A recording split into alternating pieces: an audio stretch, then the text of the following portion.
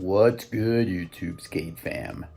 Today I'm going to teach you how to early grab under coping, because that's normally how people start. Most of the time when learning a trick, people don't want to just blast out over coping. Well, you might want to, but it's not the way you're going to start learning, or you wind up getting hurt. So today I'm going to teach you how to tuck knee, early grab, front side air under coping. And of course, that's going to lead you to be able to do this trick over coping and catch some huge air as well. Hope you enjoy the video. Let's get into it. Go!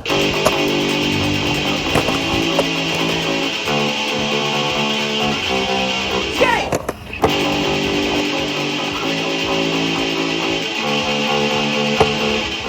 Okay, let's start with the foot placement. It's actually very important. Normally I say, just pretty much go with riding stance. But in this situation, foot placement is super important. Start by looking at the front foot. It's completely covering the bolts. And normally I have the heel hanging off a little bit, but in this case, it's completely on as much as I can. I have that foot square onto the board. The reason is because while in the air and turning front side, my front foot tends to slide back a little bit, and then I land to where, my heel could actually grab the concrete or the ramp on landing, and that does not feel good, and it's kind of scary. I don't want my foot to grab concrete, and then I end up twisting, hurting ligaments and slamming the whole 9 yards. So I like to put it completely on the board. That way, if it does shift, it pretty much goes back into a comfortable riding position for the front foot. Now, the back foot is not natural at all. It's actually, the heel is pretty much on the heel side corner of the board, and the toe is diagonal, as you can see here. And the reason for that is going to help you with the tuck knee grab. That position allows you to bend down, grab around the knee to almost the center of the board, so that when you're in the air, your feet are being pretty much held to the board the entire time. And I'll get into more of how you're going to do that when we talk about the maneuver, but this is the grab. So you have solid 2 feet on the board, and you got a nice grab pretty close to the middle of the board. It's not quite the middle. It's a little in the back seat, but almost in the middle. You get a good solid grab, you pull the board to the feet, and that's how you keep the board with you for this trick. So one of the reasons we start with an early grab underneath coping is because you don't want to get hurt and you don't want to hang up. So how do you know if you're ready to send it above coping and not hang up? It's simple. If you look at your rear wheels and they are lower when you land than they are when you took off, you're good to go with sending it above coping. Coping actually helps you stay with your board, and it kicks you into the ramp a little bit. But in this case, because of how our brains are wired, even though it's probably easier to hit it off coping, this is how we want to start, and it is safe, because I wouldn't want someone to just send it above coping and then, of course, get a hang up and get hurt. So how do you know? Again, if your takeoff is higher than your landing, you're able to suck it in enough and hold it enough before you put that landing gear down, and that means you're safe to send it above coping. And something I really want you to notice is this is the no yank or the no bunny hop off the ramp method. So when you're doing those, you can actually get hurt. I started learning it that way, where I was kind of bunny hopping, and what happened was I ended up hurting my back. It was an overuse injury, but I pulled my back pretty good, and it motivated me to let this trick go altogether, and that's why I started learning how to do frontside airs with a lean grab, as you'll see me do in this video, over a hip.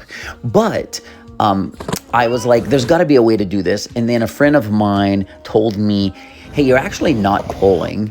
You want to lift the front leg. That's where I started thinking about, okay, how can I do this differently?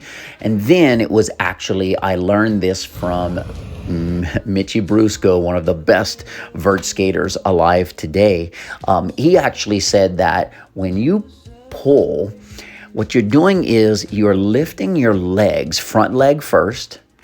You lift the front leg, you really tuck it into the chest, and then you're gonna lift the back leg at the apex of the movement.